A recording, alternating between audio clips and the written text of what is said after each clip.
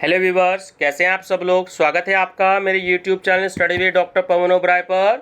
मैं doctor Pawan Oberoi, head of department faculty of commerce, Bhagwati college Meerut. बच्चों, आज इस वीडियो में मैं आपसे डिस्कस करूंगा दो तरीके के क्वेश्चन, हालांकि तीन तरीके के हैं ये।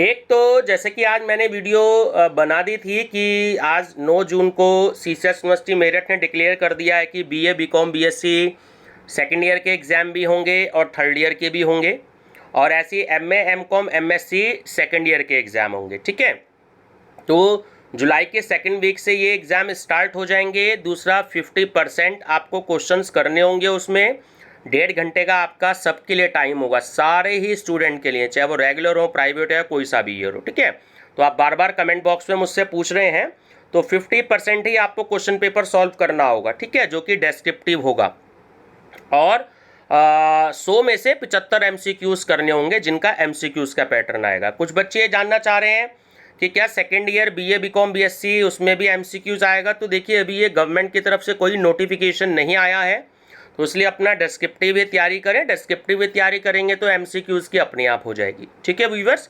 दूसरा, फर्स्ट टाइम देख रहे हैं मेरा चैनल तो study with doctor Pawan Oberoi को सब्सक्राइब कर लीजिएगा, लाइक और शेयर भी करते रहिएगा अपने फ्रेंड सर्कल में। ठीक है, ये एक मैं आपको क्वेश्चन बैंक तैयार कर रहा हूँ आपके लिए, जो मैंने किया है इस समय। इसमें दो तरीके के क्वेश्चंस मैंने शामिल किए हैं। एक तो सीसीएस यूनिवर्सिटी मेरठ में जो बीकॉम थर्ड ईयर में प्रिंसिपल्स ऑफ मार्केटिंग का पेपर है, और एमकॉम सेकेंड ईयर में मार्केटिंग मैनेजमेंट का पेपर है। तो उसमें जो 2016 से लेकर के 2020 तक, जो पिछले 5 सालों में एमकॉम में मार्केटिंग मैनेजमेंट और बीकॉम में प्रिंसिपल्स ऑफ मार्केटिंग मैनेजमेंट में क्वेश्चंस आए हैं, तो इसलिए उनका मैंने क्वेश्चन बैंक तैयार किया है। तकरीबन 500 क्वेश्चंस के आसपास है। ठीक है, तो आप जो है मेरी प्लेलिस्ट में और भी देख सकते हैं, मैंने काफ़ी सारे क्वेश्चन हिंदी इंग्लिश दोनों मीडियम में दे रखे हैं, तो आप सभी बच्चे प्लेलिस्ट जरूर देखेगा। ठीक है, तो इसलिए सीक्वेंस पे नहीं जाना है आपको, क्योंकि सीक्वेंस मैंने चेंज कर दिए हैं।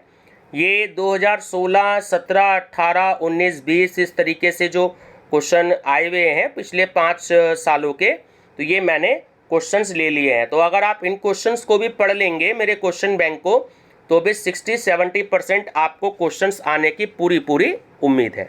ठीक है व्यूवर्स, चलिए तो मार्केटिंग मैनेजमेंट और प्रिंसिपल्स ऑफ मार्केटिंग का क्वेश्चन बैंक डिस्कस करेंगे। ठीक है, और बीएड एंट्रेंस के लिए भी, एनटीए नेट के लिए भी, पीजीटी टीजीटी के लिए भी ये वीडियो उतनी ही बेनिफिशियल रहेगी।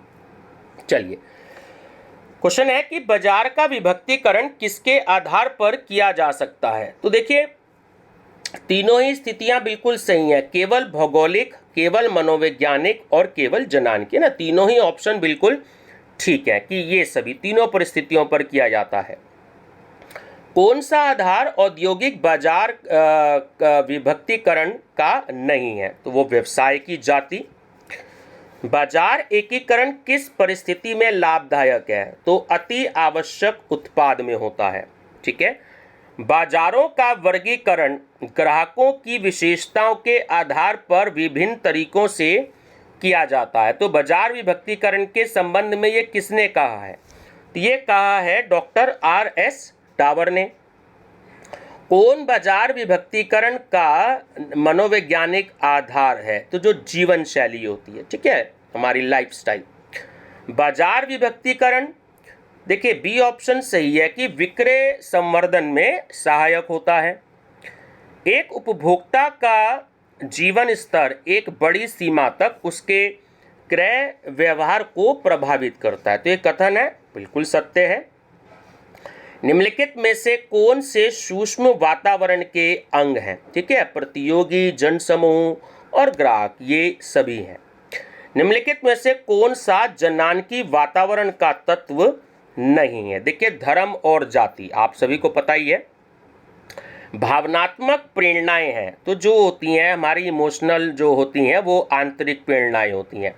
बाजार विभक्तिकरण है, तो देखिए ये बिल्कुल ग्राहक केंद्रित ही होता है, कस्टमर ओरिएंटेड ही होता है कि किस किस तरीके के कस्टमर मार्केट में आते हैं, उनका लाइफस्टाइल कैसा है, किस तरीके के कस्टमर आते हैं ना, गरीब आदमी आता है, मिडिल क्लास भी और अपर मिडिल भी और अमीर आदमी भी होते हैं। ठीक है, चलिए नेक्स्ट है क्रय प्रेरणाओं की स्थिति में हृदय, मन एवं मस्तिष्क पर अपना प्रभुत्व बनाए रखता है, तो वो है आपका भावनात्मक। चलिए, AIO जीवन शैली में विभक्तिकरण, सामाजिक समस्याएं, शिक्षा तथा संस्कृति है, तो वो होता है विचार। बाजार विभक्तिकरण हानि को कम करता है, तो इस कथन का आशय बताओ। तो बी और सी दोनों कथन ठीक है। ऑप्शन नंबर आपका डी, कि जिन खंडों में कम विक्रय संभावना होती है वहां पर कम प्रयास किए जाते हैं, इनमें उन खंडों का भी पता लग जाता है जिनमें विक्रय संभावनाएं न्यूनतम होती हैं। ठीक है।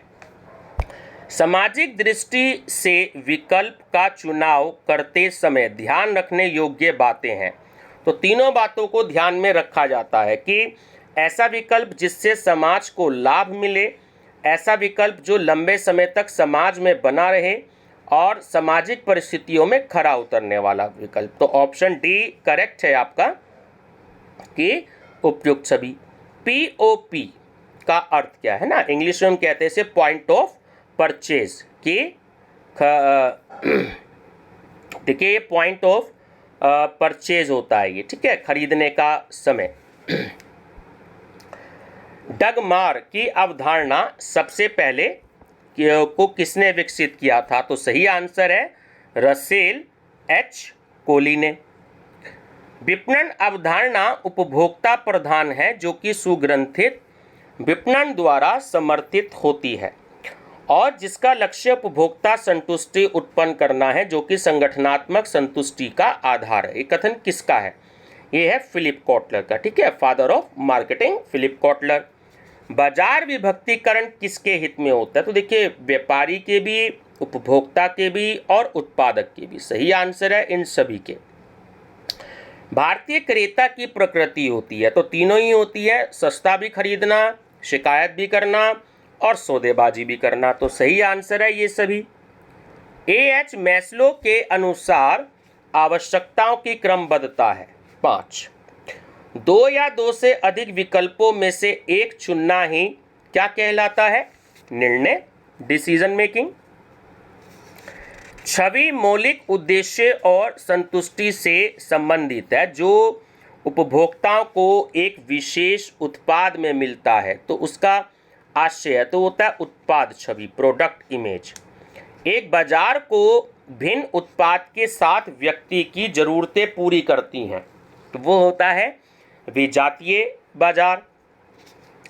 किसी वस्तु को बाजार के एक विशेष भाग में विपणन हेतु उतारना क्या कहलाता है? तो वो होता है परीक्षणात्मक विपणन, है ना, टेस्ट चेकिंग। बाजार में नए उत्पाद की असफलता के क्या कारण है? तो देखिए, उत्पाद का मूल्य, अपर्याप्त बाजार विश्लेषण और उत्पाद के दोष, तो ये सभी रीजन होते हैं। वस्तु विशेष के बाजार में असफल होने के असामान्य कारण हैं, तो अनुपयुक्त आकार, घटिया किस्म, डिजाइन में कमी, तो ये सभी कारण हो सकते हैं। विक्रय कर्मचारियों का अशिक्षित व आलसी होना क्या दर्शाता है? तो दर्शाता है कि विक्रय शक्ति की अयोग्यता। भौतिक वितरण के घटक हैं, तो बाजार, उत्पाद और संसाधन स्थिति, ये सभी होते हैं। निम्नलिखित में से बाजार विखंडन का मनोवैज्ञानिक आधार है, तो वो होता है जीवन शैली, लाइफस्टाइल। निम्नलिखित में से कौन बाजार विभक्तिकरण का जनांकीय आधार है? तो आयु, लिंग, शिक्षा, ये सभी होते हैं। भौतिक वितरण उत्पादों में भौतिक प्रवाह तथा कुशल प्रवाह प्रणालियों की स्थापना एक संचालन का प्रबंध है, तो यह कथन है, इसका है विलियम जे स्टेंटन, ठीक है, William for W J Stanton लिखा होता है कहीं कहीं, तो पूरा नाम है विलियम जे स्टेंटन।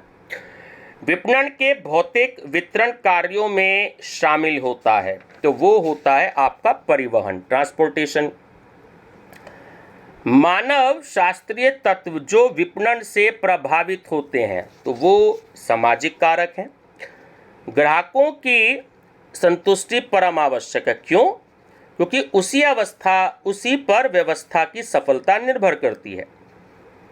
सामाजिक आवश्यकताओं में शामिल है, देखिए स्वीकृति और प्रेम दोनों शामिल होते हैं। ग्राहक व्यवहार के आर्थिक सिद्धांत का प्रतिपादन किसने किया था? मार्शल ने। एक निश्चित विशेष अवधि में बाजार की सभी फर्मों की कुल मांग को क्या कहते हैं? बाजार मांग। डैश एक मत होने का प्रयास है जिसमें एक अनिश्चित क्षेत्र में विशेषज्ञों के एक समूह से बार बार प्रश्न पूछते हैं जब तक कि उनके द्वारा दिए गए उत्तर में सभी एक मत न हो जाए। तो वो है आपकी डेल्फी रीति। उपभोक्ता के मनोविज्ञान को जाना जा सकता है, तो देखिए अभिवृत्तियों से भी, अभिप्रायों से भी और इच्छाओं से भी। तो सही आंसर है इन सभी से। ग्राहकों की संख्या, उनकी क्रय शक्ति, क्रय प्रेरणा एवं उनका स्थान आता है, तो वो है संस्था की प्रकृति में। ग्राहक उपभोक्ता से दूरगामी रिश्ते बनाए रखने के लिए आवश्यक है, तो डी ऑप्शन बिल्कुल सही है कि उपभोक्ताओं की शिकायतों पर ध्यान देकर उनका निराकरण किया जाए। आधुनिक युग में उपभोक्ता बाजार का है क्या है? देखिए या तो सम्राट दिया होगा या राजा दिया होगा, ठीक है, दोनों ही ऑप्शन आते हैं। उपभोक्ता व्यवहार के ज्ञानार्जन मॉडल को प्रतिपादित किया है किसने? पावलोवियन ने। उपभोक्ता का व्यवहार है तो व्यापक होता है। उपभोक्ता क्रेता उत्पादों को क्रय करता है स्वयं एवं परिवार के लिए। निम्नलिखित में से कौन सा उपभोक्ता व्यवहार को प्रभावित करने वाला एक मनोवैज्ञानिक कारक है? तो वो होता है बोध।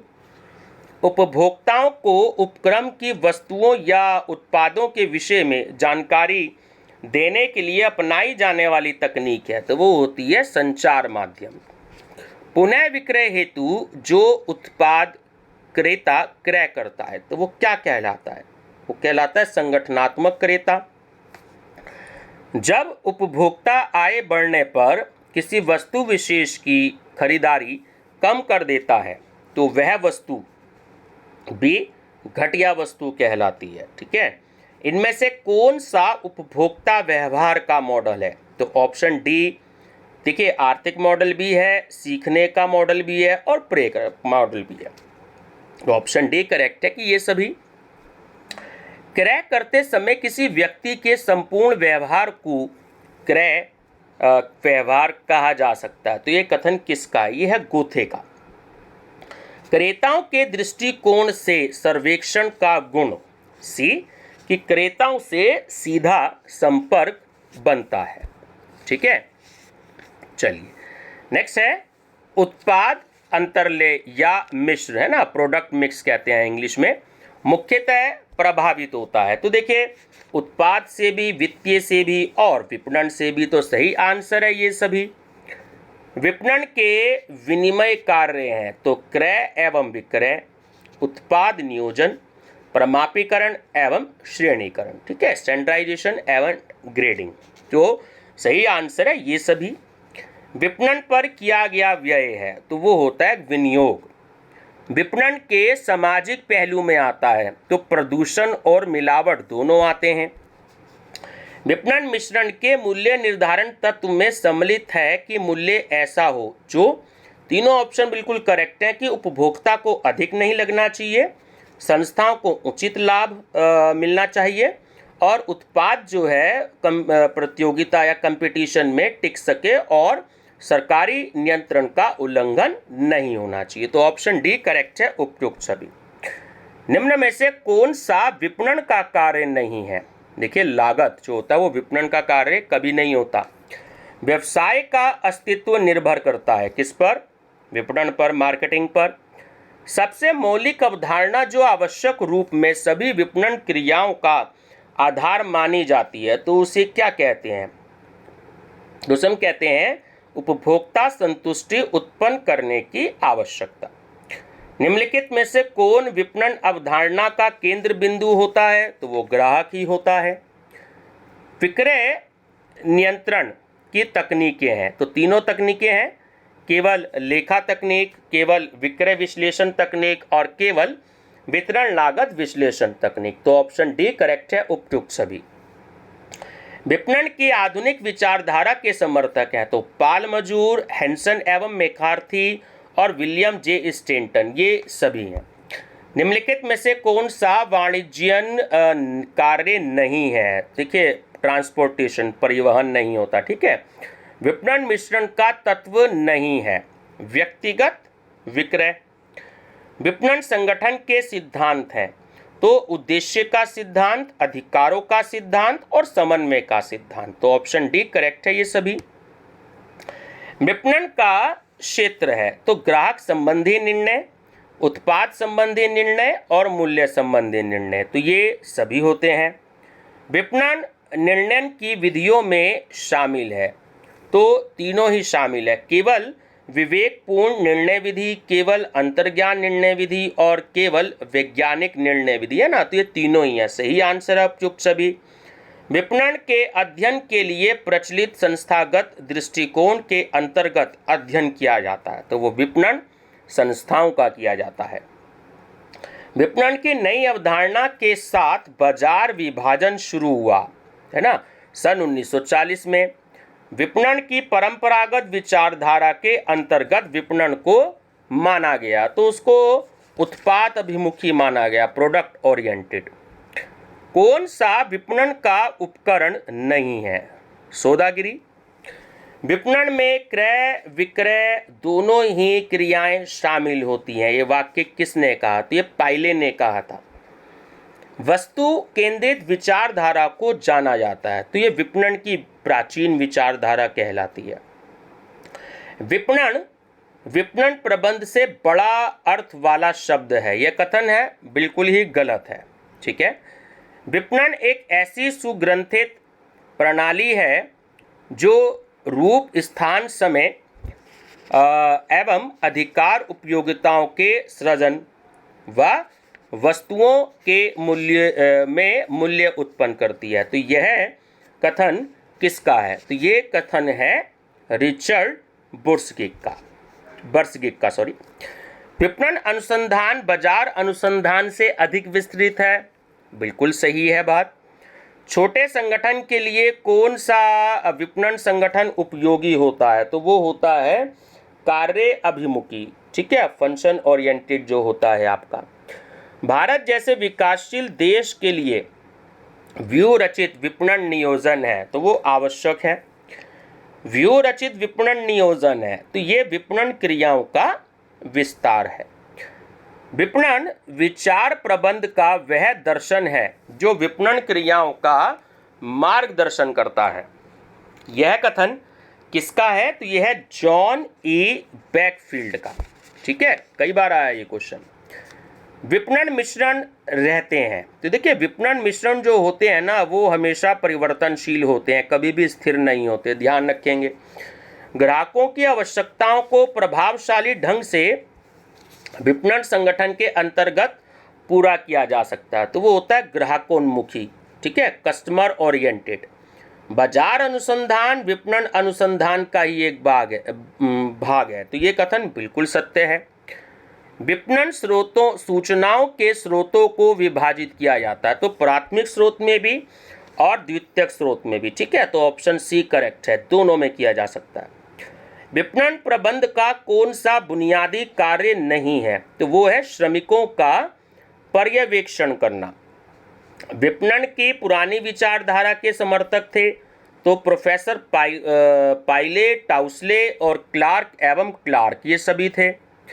सर्वोत्तम विकल्प का चयन करना सर्वश्रेष्ठ विधि है, ठीक है, तो वो है सभी विकल्पों को बारी बारी से प्रयोग करना। किसी भी व्यवस्था के विपणन संगठन का मुख्य उद्देश्य है तो एक है उद्योग में वांछित उन्नति करना और दूसरा है प्रतिस्पर्धी स्थिति, है ना।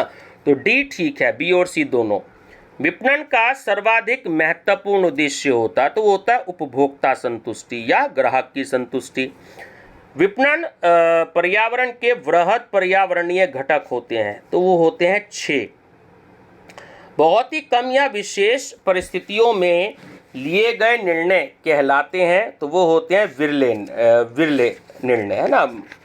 चलिए, विपणन प्रबंध का मुख्य उद्देश्य है, तो देखिए तीनों ही हैं, ग्राहकों का सृजन करना भी, ग्राहकों की संतुष्टि करना भी, और लाभों में वृद्धि करना भी। तो ऑप्शन डी करेक्ट है। ये सभी नीति संबंधी निर्णयों के उदाहरण हैं, तो अंशधारियों को लाभांश, कर्मचारियों को बोनस और उत्पाद की उधार बिक्री, तो ये सभी है। चालू निर्णयों या नीति संबंधी निर्णयों से क्या आशय है, तो ऑप्शन डी करेक्ट है कि ए और बी दोनों, मीन्स कि आधारभूत नीतियों के संबंध में निर्णय और शीघ्र प्रबंध द्वारा लिए गए निर्णय। ठीक है। विक्रय प्रबंध विपणन उद्देश्यों की प्राप्ति के लिए क्या आवश्यक होता है? विज्ञापन। उत्पादन एवं विक्रय की विभिन्न नीतियों का सम्मिश्रण कहलाता है, तो वो कहलाता है मार्केटिंग मिक्स। ठीक है, विपणन मिश्रण मार्केटिंग मिक्स में सम्मिलित है। तो देखिए, वस्तु, ब्रांड एवं ट्रेडमार्क, मूल्य एवं पैकेजिंग, वितरण मार्ग एवं विज्ञापन परिवर्तन, तो आंसर है ये सभी। ठीक है। मैकगैरी के अनुसार विपणन के कार्य कितने हैं? बहुत इंपॉर्टेंट है, कई बार आया है, तो 6 होते हैं। विक्रय प्रबंध के उद्देश्य हैं, तो बिक्री, बजट, उपभोक्ता संतुष्टि और समन्वय, ये सभी हैं। कौन सा कार्य कब, कहां, कैसे तथा किसके द्वारा होगा, इसका निर्णय किसके अंतर्गत लिया जाता है? वो होता है निर्देशिका के अंतर्गत। विक्रय संगठन का कार्य होता है, तो वो है प्रशिक्षण कार्य। विपणन उद्देश्यों की प्राप्ति के लिए बनाई जाने वाली रणनीति कहलाती है, तो वो कहलाती है विपणन कार्यक्रम। विपणन प्रबंध के सिद्धांत हैं, तो शोध एवं विकास का सिद्धांत, उपभोक्ताओं की संतुष्टि का सिद्धांत और विक्रय संवर्धन का सिद्धांत, तो ऑप्शन डी करेक्ट है, उपयुक्त सभी। विपणन प्रबंध के पिता के रूप में किसे जाना जाता है? फिलिप कॉटलर को। विपणन व्यय एक भार है, तो देखिए ना तो उपभोक्ताओं पर, ना व्यवसायियों पर और ना उद्योग पर, तो सही आंसर है इनमें से कोई नहीं। ठीक है। AIOD की फुल फॉर्म क्या है? बहुत बार आया हुआ है, तो A for activity, I for interest, O for opinion और D फॉर डिजायर। ठीक है, एक्टिविटी, इंटरेस्ट, ओपिनियन और डिजायर। विपणन का कौन सा सहायक कार्य नहीं है? भंडारण। उपक्रम के विपणन प्रयासों की बाजार में प्रभावशीलता का मूल्यांकन करने के लिए योजनाएं कहलाती हैं, तो वह है विपणन अनुसंधान योजना। विपणन वह है जो अर्ध विकसित देशों की आर्थिक समृद्धि के दरवाजों को खोलती है, तो क्या? चाबी। विपणन मिश्रण के मुख्य तत्व क्या है? तो विक्रय शक्ति, कीमत निर्धारण और विपणन अनुसंधान, ये सभी हैं। मैकार्थी के अनुसार विपणन मिश्रण के P है, तो 4 है, प्रोडक्ट, प्लेस, प्राइस और प्रमोशन। विपणन अनुसंधान का आधार है, तो देखिए गुणात्मक सूचनाएं भी हैं और संख्यात्मक सूचनाएं भी। ठीक है, तो ऑप्शन डी करेक्ट है, ए और बी दोनों। विपणन का अंत होता है, तो देखिए ग्राहकों की संतुष्टि के साथ। दीर्घकालीन विपणन करने वाले आंतरिक घटक हैं, तो उपक्रम की संगठन संरचना भी, प्रबंध की शिक्षा व योग्यता भी और उपक्रम का आकार भी, तो सही आंसर है ऑप्शन डी ये सभी। निर्णय संप्रेषण के अंतर्गत ये ऑप्शन बिल्कुल करेक्ट है कि निर्णय लेने के बाद उसका संप्रेषण भी आवश्यक है। उपभोक्ता प्रवृत्ति पर आधारित विपणन काल प्रारंभ हुआ 1950 में। विक्रय पूर्वानुमान को प्रभावित करने वाले कारक हैं, तो तीनों ही हैं। उद्योग की आंतरिक दशाएं कैसी हैं, उपक्रम की आंतरिक दशाएं कैसी हैं और व्यवसाय संबंधी सामान्य दशाएं कैसी हैं, तो सही आंसर है ये सभी। विक्रय पूर्वानुमान को प्रभावित करने वाले तत्वों में व्यवसाय संबंधी सामान्य दशाओं का उदाहरण है, तो धन का वितरण, जनसंख्या और फैशन, है ना, तो ये सभी हैं। कौन सा तत्व विपणन मिश्रण को प्रभावित नहीं करता? तो परिवहन। विपणन की आधुनिक अवधारणा स्वीकार नहीं करती। क्या? उपभोक्ताओं की असंतुष्टि। स्थान मिश्रण में शामिल है, तो वितरण चैनल, संग्रहण और स्टॉक, ये सभी शामिल हैं। विपणन अवधारणा को प्रभावित करने वाले घटक हैं, तो तकनीकी प्रगति, बाजारों का विस्तार और संगठित उपभोक्ता। ठीक है, सही आंसर है ये सभी। दो देशों में वस्तु विनिमय की व्यापार शर्तों का निर्धारण अंतर्राष्ट्रीय मांग के समीकरण द्वारा होता है, जिसे पारस्परिक मांग विश्लेषण का सिद्धांत भी कहते हैं। तो यह कथन निम्नलिखित में से किस अर्थशास्त्री का है? तो वो है J.S. मिल का। तो व्यूअर्स, ये क्वेश्चन बैंक का मैंने पार्ट नंबर 1 दिया है। मैं आपको से 3-4 पार्ट डिस्कस करूंगा।